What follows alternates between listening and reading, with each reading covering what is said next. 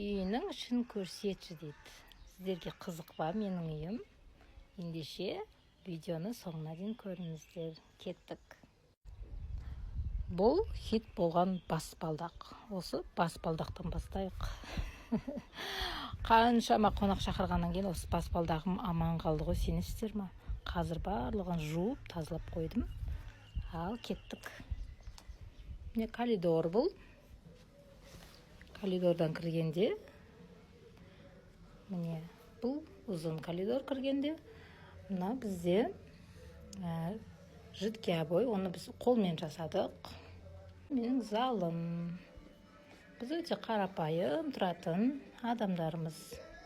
Ешқандай да бір қымбат, бір ондай затымыз жоқ, бірақ шүкір Аллаға өз үйімізбен, адал еңбекпен, өз қолымызбен соқтық. Сол үшін бізге өте ыстық көрінеді. Мынау балалардың бөлмесі, екі үлкен баланың бөлмесі.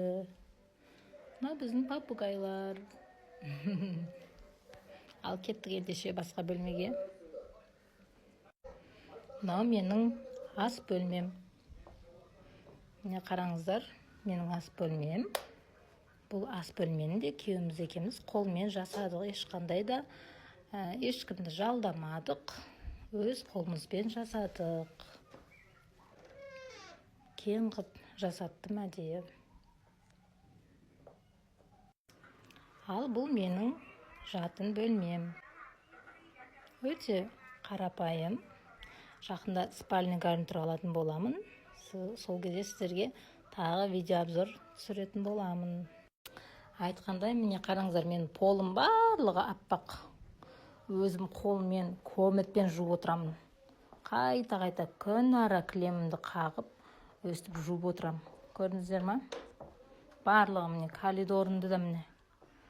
коридорында да міне аппақ полым.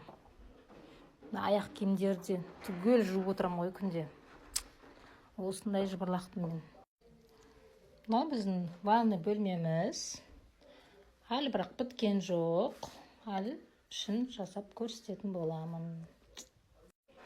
Міне менің үйіме обзор бітті. Ал оқырмандарым, менің үйім қандай екен? Бақытты болу үшін ақша, дүние маңызды рөл атқармайды. Бұл менің ойым.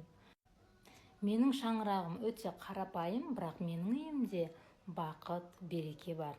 Бұл берекелі шаңырақ, себебі адал еңбекпен соғылған.